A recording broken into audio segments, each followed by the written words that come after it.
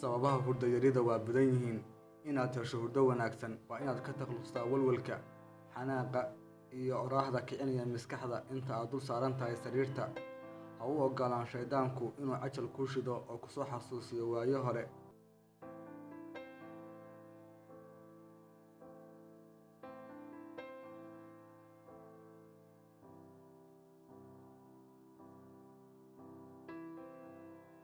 Daawashada muuqaal.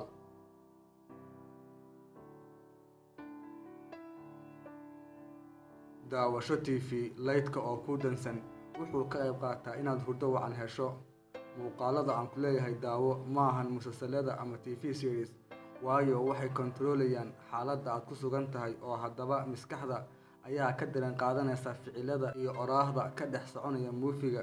Maskaxduna soo deynaysa hormoonada cortisol iyo adrenaline. Hurdo aad ka hesho daaye soo jeed indhaweyn baad ka qaadaysaa. Muuqaalada aad daawanayso waa inay ahaadaan muuqaallo ku saabsan casharkaaga, xirfadaada, muxaadaro, muuqaalada runta ah sida documentary-ga iyo wixii la mid ah. Daawasho muddo yar kadib maskaxdaadu way degaysaa oo hurdaad la dhacaysaa.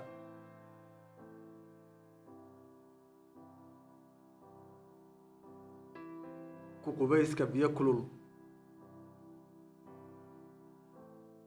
Hal saac ka hor intaadan tegin sariirta ku qubayso biyo kulul si dabciga aad ku sugan tahay markaas uu u dego. Waa in biyaha aad ku qubaysanaysa ahaadaan biyo kulul xoogaa si markaad dibadda u soo baxdo jirka u qaboobo, kulaylka jirkan hoos u dhaco. Habkan wuxuu dejiyaa wareegga kacsan ee dhiigga iyo maskaxda, hurdo wanaagsanna ka helaysaa.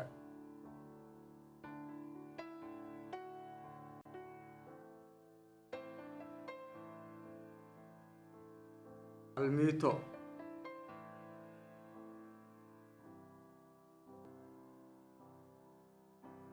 Waad maqashay mahmahdan early to bed, early to rise makes a man healthy, wealthy and wise. Kicidda xilli hore aroortii shaqada aad qabato ama almiitayso. Kicidda xilli hore ee aroortii shaqana aad qabato ama almiitayso saameyn wanaagsan bay ku yeelanaysaa jirka, waxayna kaa dhigaysaa qof active ah. Habeenkiina hurdo iyo daal ayaad la socon weynaysaa oo hurdo wanaagsan baad helaysaa habeenkii. Malab iyo caano. Malabka iyo caanaha la isku darayo waa daawada dabiiciga ah ee hurdo yarida. Sidaan ku sheegnay fiidiyowgii hore, fadlan dib u milicso.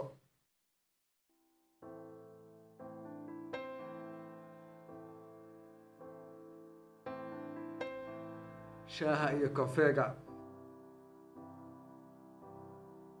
Way wanaagsan tahay inaad ka fogaato kafeega iyo shaaha ka hor seexashada maadaama labadan cabitaan ay yihiin hurdo qasayaal. Labadanba waxay kacashaan hormoonka adrenaline waxayna beddelaan chemicalska keena hurdada.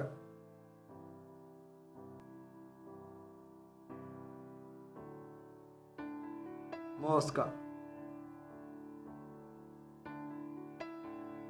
Mooska waxaa dhex qooshan magnesium iyo potassium, waxayna dejiyaan oo qaboojiyaan wareegga dhiigga iyo neerfayaasha si maskaxdu u degto hurdana u hesho. Sii gudbi fadlan haddaad ka heshay fiidiyowgan.